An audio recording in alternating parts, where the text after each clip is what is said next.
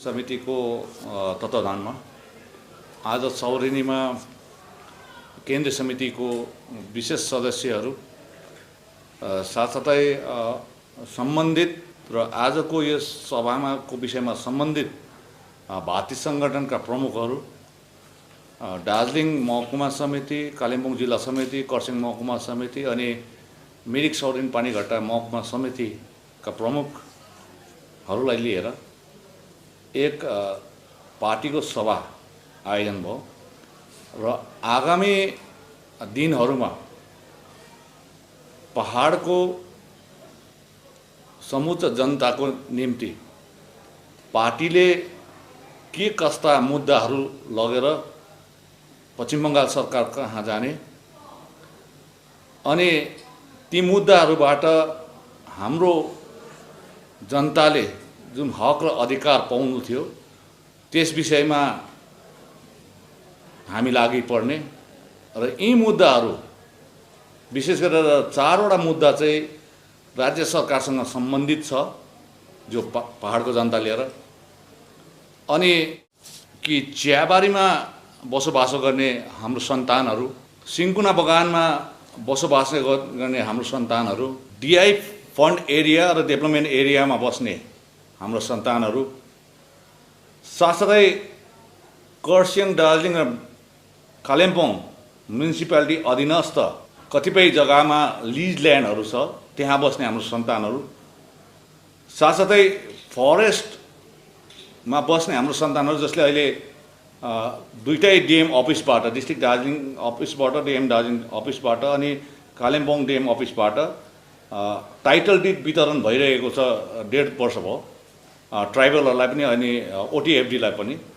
अनि यो टाइटल डिडबाट हामीले रेभिन्यू ल्यान्डमा कन्भर्जन हुनुपर्छ भन्ने पनि कुरा छ र तपाईँलाई भन्नुपर्छ यो एउटा पर्जापट्टाको मुद्दा हामीले पहिलादेखि उठाउँदै आएका पनि हौँ र आजदेखि हामी सम्पूर्ण पहाडमा चाहे टी गार्डन होस्, सिन्कोना होस्, फरेस्ट होस्, district industrial fund and development area, lease land of municipalities Darjeeling, Kurseong and Kalimpong. अनि अर्को तपाईँहरूलाई एउटा बताउन चाहन्छु कि यो दलिल पत्र भन्ने छ एउटा, त्यो दलिल पत्र एक समय लेफ्ट फ्रन्ट गभर्मेन्ट हुँदाखेरि कतिपय हाम्रो स्थानीय बासिन्दाहरूलाई त्यो वितरण गरेको छ। तर त्यो दलिल पत्र West Bengal land and land reform act 1955 मा अन्तर्भुक्त भएको छैन र यी कुराहरूमा हामीले यो पर्जापट्टा दिलाउने एउटा जमिनको मालिकाना हक, मेरो जमिन हो, मेरो घर हो, मैले यसको कागजपत्र पाउनुपर्छ भन्ने हक, पर्जापट्टा छ। यी कुरोहरूलाई लिएर 1 नम्बर एजेन्डा पार्टीले आज हामीले अनुमोदन गरेका छौँ। अनि आजदेखि नै उसो यसमा हामी पहिला पनि लागिपरेको थियौँ, आजदेखि अझ युद्ध स्तरमा लागेर तपाईँहरूको मार्फत एउटा आश्वासन दिन चाहन्छौँ कि गोर्खा जनमुक्ति मोर्चा पार्टीले अवश्य नै तपाईँहरूको घर घडीको जमिनको मालिकाना हक अवश्य नै हामी दिलाइदिएको हुन्छौँ। यसमा 1 नम्बर त्यो थियो। यसको निम्ति हामीले ड्राफ्टिङ कमिटीहरू आदि बनाइदिएका छौँ र कतिवटा हामीले कार्यक्रम पनि तय गरेका छौँ। त्यो कार्यक्रम हामीले उहाँहरूलाई दिइसकेका छौँ। तपाईँलाई थाहा भएको कुरो हो कि जिटिए क्षेत्रमा अहिलेसम्म 8वटा ब्लक छ, ब्लक डेभलपमेन्ट अफिसहरू 8वटा छ। Pul Bijanbari block, Jorebunglow Sukhia block, Mirik block, Rangli Rangliot block, Kurseong block, Kalimpong 1 block, Kalimpong 2 block, Gorubathan block 8वटा छ, जसमा 116वटा ग्राम पञ्चायत छन्। तर अहिले घडी 112वटा छन्, 112वटा ग्राम पञ्चायत छ। तर अहिले घडी 102वटा ग्राम पञ्चायत मात्रै काममा छ। भनेपछि यो 8वटा ब्लकमा 112वटा छ र अब यो ब्लक अहिले तपाईँलाई थाहा भएको कुरो हो कि 2005 देखि यता पञ्चायती राज हाम्रोमा छैन। अनि त्योभन्दा अगाडिको सेन्ससले बनाएकोमा नै हामी बसिरहेको छौँ। अहिले जनसङ्ख्या बढेर गयो, भोटर्स बढेर गयो, जिपी बढेको छैन, ब्लक पनि बढेको छैन। त्यसले गर्दाखेरि यहाँ पञ्चायत चुनाव पनि भएको छैन। त्यसले गर्दाखेरि हामीले अझै पहाडमा यो 8वटा सँगसँगै कतिवटा बिजनबारी ब्लक 23वटा ग्राम पञ्चायत छ, त्यो जो चाहिँ पश्चिम बङ्गालमा सबैभन्दा ज्यादा ग्राम पञ्चायत भएको ब्लक हो। अनि कतिवटा ब्लकमा आउनु जानुको असुविस्ता भएकोले गर्दाखेरि अझै हामीले कमसेकम 8वटा छ भने अझै 7वटा ब्लक बढ्नुपर्छ भन्ने भएको छ। र 15वटा ब्लक चाहिँ जिटिए एरियामा हुनुपर्छ भन्ने हाम्रो डिमान्ड छ र यो पनि हामीले एउटा ब्लकको आधिकारिक रूपमा हामीले तय गरिसकेका छौँ कुन कुन जग्गामा गर्नुपर्ने र विशेष गरेर यो ब्लकको लागि हामी बाइफोकेसनको लागि हामीले काम गरिरहेका छौँ। तत्पश्चात जब यो 15वटा ब्लक बनिसक्छ, जब 8वटा अहिले एक्जिस्टिङ छ अनि हामीले डिमान्ड गरेको अझै 7वटा छ, बनिसकेपछि अहिले तपाईँलाई भने 112वटा ग्राम पञ्चायत छ, यसलाई बढाएर कमसेकम कम्तीमा 173वटा ब्लक नत्र ग्राम पञ्चायत जस्तो 116वटा ग्राम पञ्चायत छ 8वटा उसमा, तर कम्तीमा 173वटा ग्राम पञ्चायत त्योभन्दा ज्यादा पनि हुनुपर्छ भन्ने हाम्रो डिमान्ड छ। यो पनि आज पार्टीको दोस्रो एजेन्डा चाहिँ यो हामी पार्टीको हैसियतले हामी लगेर जान्छौँ। उहाँहरूलाई ब्लक कमिटी डिमान्ड कमिटी बनाउनुपर्छ भनेर उहाँहरूलाई हामीले भनेको यो एजेन्डा नम्बर 2 एउटा पजापट्टा भयो, एउटा ब्लक बाइफिकेसन र अहिलेको प्रेजेन्ट एक्जिस्टिङ 8वटाबाट हाम्रो 15वटा ब्लक हुनुपर्छ पाहाडमा भन्ने हामीले माग गरेको छौँ। यो दुईवटा एजेन्डा हो र यो पनि हामी यो पश्चिम बङ्गालसँग सरकारसँग सम्बन्धित भएकोले गर्दा यो सरकारसँग पहिला अगावै हामीले बातचित पनि भइसकेको छ, कतिवटा काममा ठाउँमा एडमिनिस्ट्रेटिभली काम पनि भइसकेको छ र यसलाई पनि युद्ध स्तरमा हामी अगाडि बढाएर लान्छौँ। तेस्रो हो सब डिभिजन डिमान्ड गरेका छौँ। अहिले घडी दार्जिलिङ डिस्ट्रिक्टमा पहिला 3वटा सब डिभिजन थियो, कालिम्पोङ, खरसाङ अनि दार्जिलिङ, अनि एउटा मिरिक सिलगढी पनि थियो। सिलगढी पछिबाट काटिएर गयो हाम्रोबाट र 3टा एमएलए के अरे सब डिभिजन मात्रै थियो। अनि हामीले अहिले के गर्छौँ, कालिम्पोङ डिस्ट्रिक्ट बनियो तर त्यहाँ सब डिभिजन बनिएको छैन। त्यसले गर्दाखेरि हाम्रो पहिलादेखिको एउटा माग थियो कि कालिम्पोङ डिस्ट्रिक्टलाई चाहिँ 3वटा सब डिभिजन हुनुपर्छ भन्ने हाम्रो माग थियो, जसमा कालिम्पोङ सदर सब डिभिजन, एउटा अलगढा पेरुङ सब डिभिजन, एउटा गोरबथान कुमाई जलढका सब डिभिजन, यो 3टा भयो तपाईँहरूको कालिम्पोङमा। दार्जिलिङमा पनि अझै एउटा सब डिभिजन हुनुपर्छ भन्ने माग छ, जो स्थानीय बासिन्दाको पनि जनताको पनि छ, त्यो हो बिजनबारी सब डिभिजन। अर्को कुरो मिरिक यहाँनिर खरसाङबाट छुटिएको छ, सब डिभिजनको उहाँलाई एउटा रूपरेखा दिएको छ तर फुल फ्लेजेडली भएको छैन। त्यसले गर्दा हाम्रो डिमान्ड हो मिरिक सब डिभिजनलाई फुल फ्लेजेड सब डिभिजन बनाएको हुनुपर्छ सरकारले।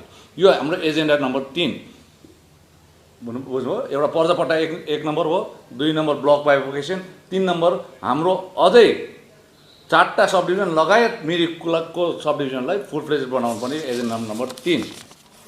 यो पनि राज्य सरकारसँग सम्बन्धित विषयवस्तु भएकोले गर्दाखेरि हामीले अनि हाम्रो जिटिएको चेयरम्यान अनिल थापाज्यूले यो पनि पत्रचार गरिसकेका छौँ। र 4 नम्बर चाहिँ हो दार्जिलिङ नगरपालिका पश्चिम बङ्गालको सबैभन्दा पुरानो second oldest municipality in West Bengal after Calcutta municipality.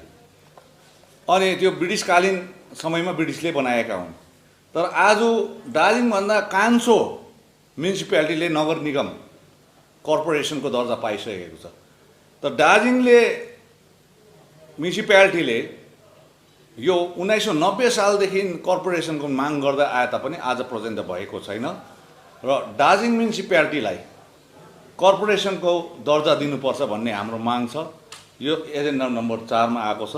अनि सँगसँगै मिरिक म्युनिसिपालिटी जो नोटिफाइड एरिया हो, अनि यो नोटिफाइड एरियाबाट हटाएर मिरिक म्युनिसिपालिटीलाई पनि फुल फ्लेजेड म्युनिसिपालिटीको दर्जा दिनुपर्छ। यो एजेन्डा नम्बर 4। यो 4टा कुरो चाहिँ हामीले अगावै पश्चिम बङ्गाल सरकारसित बातचित पनि गरिसकेका छौँ अनि हामीले कतिवटा प्रोसेस पनि थालिसकेका छौँ र अब युद्ध स्तरमा हामीले यो काम गर्ने भएको छ। यो 4टा चाहिँ भयो हाम्रो पार्टीले आजको सभामा बोकिएको मुद्दा पश्चिम बङ्गाल सरकारसितको। अब केन्द्र सरकारमा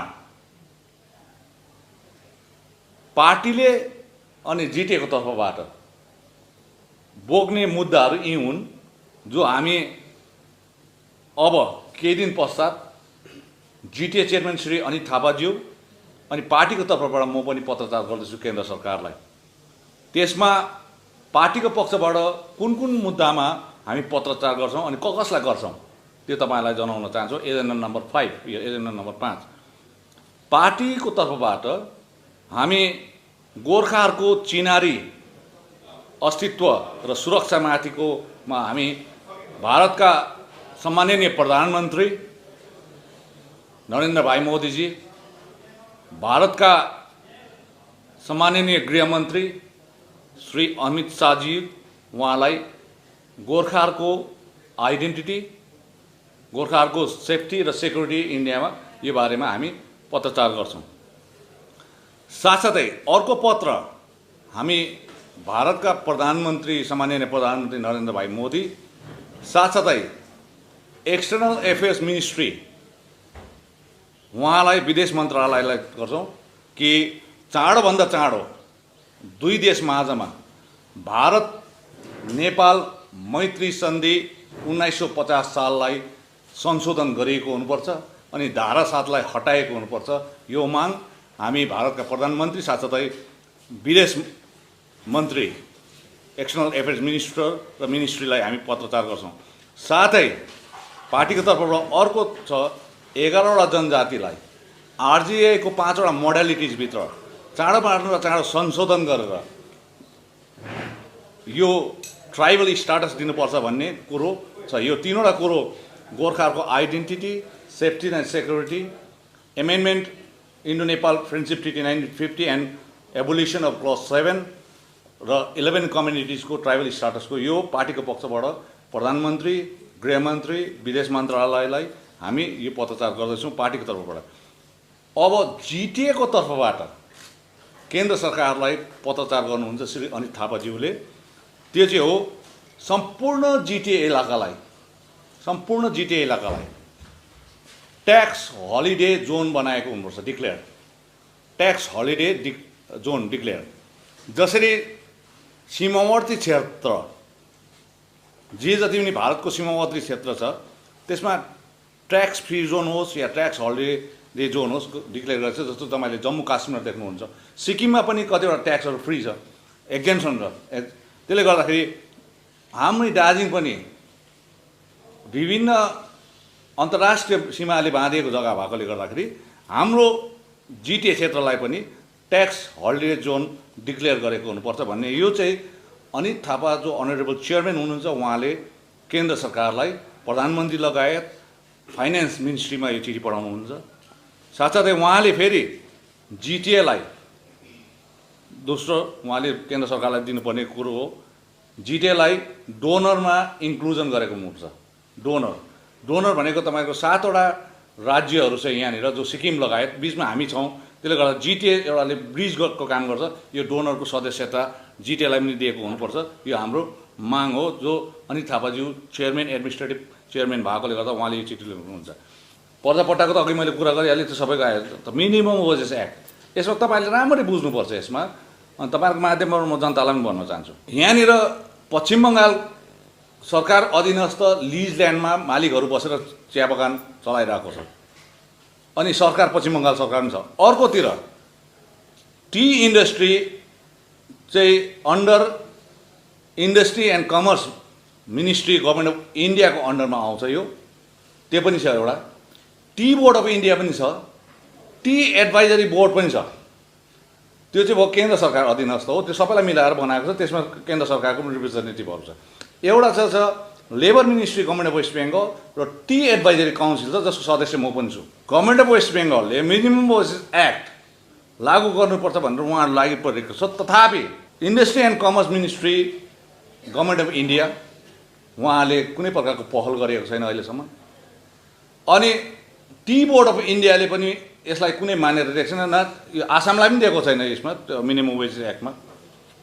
त्यसले गर्दाखेरि टी बोर्ड अफ इन्डिया छ, एउटा टी एडभाइजरी बोर्ड छ, जसलाई गभर्मेन्ट अफ वेस्ट बेङ्गलले मागिरहेको छ कि तपाईँहरूको मिनिमम वेजेस एक्ट चाहिँ कति हुनुपर्ने, कति चाहिँ वेज दिनुपर्ने, रोज कति दिनुपर्ने, त्यो उहाँले लेखेको छैन। त्यसले गर्दाखेरि यो मिनिमम वेज एक्टको पश्चिम बङ्गाल सरकारपट्टि टी एडभाइजरी काउन्सिल र लेबर मिनिस्ट्रीमा मिलाउने काम हाम्रो हो।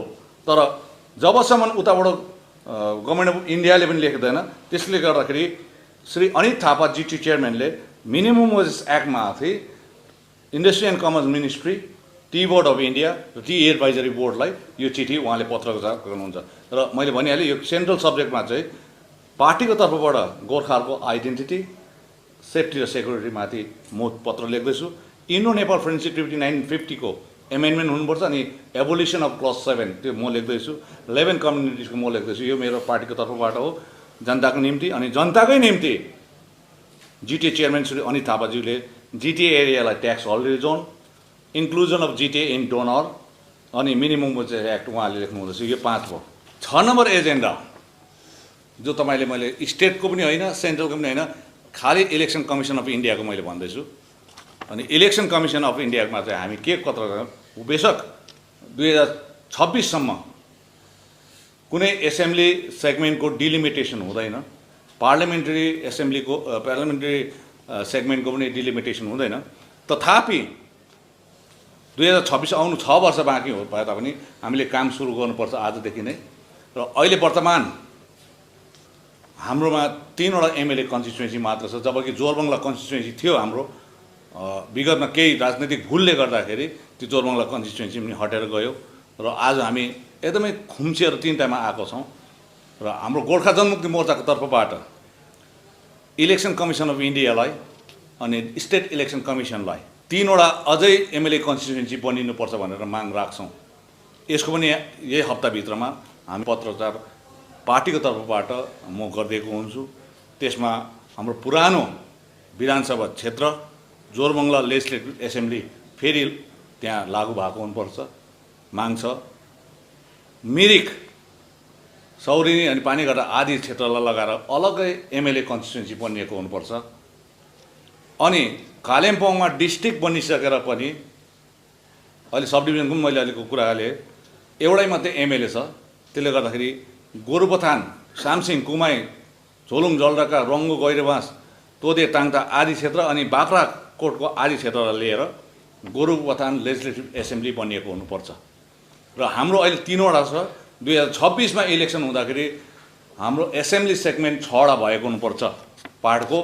अनि यो 6वटाको आधारमा अलग्गै पाहाडको पार्लियामेन्ट्री सेगमेन्ट पनि भएको हुनुपर्छ। यो पनि हामी चिठी लेख्छौँ, किनभने हामी मधेससँग 4टा, हाम्रो 3टा एसेम्ब्ली सेगमेन्ट यहाँ छ, 4टा एसेम्ब्ली सेगमेन्ट मधेसमा छ। त्यसले गर्दाखेरि हाम्रो मधेस र पाहाडमा धेरै मतदाताहरूको सोचाइमा पनि परिवर्तन छ, भिन्नता छ। त्यसले गर्दाखेरि 6वटा एसेम्ब्ली सेगमेन्ट सँगसँगै पाहाडको अलग्गै एउटा पार्लियामेन्ट्री सिट एउटा सेगमेन्ट हुनुपर्छ भन्ने हाम्रो माग छ। यो हामी 6 नम्बर एजेन्डा हामी इलेक्सन कमिसन अफ इन्डिया र स्टेट इलेक्सन कमिसनलाई हामी यो हप्ताभित्रमा पत्रचार गर्नेछौँ। र यो 6वटा विषय लिएर आजको एउटा प्रमुख अनि ऐतिहासिक सभा यो हाम्रो सौरेनीमा भएको थियो। अनि सर्वसम्मतिले यी 6वटा जनताको हितको लागि, जनताको भलोको लागि अनि पहाडको जनताको लागि साथसाथै कतिवटा कुरो सम्पूर्ण भारतीय गोर्खाहरूको लागि जुन आज अनुमोदन गरियो भन्छौँ, यो तपाईँको सञ्चार माध्यमको तर्फबाट सम्पूर्ण जनता जनार्दनलाई अवगत गराउन चाहन्छौँ।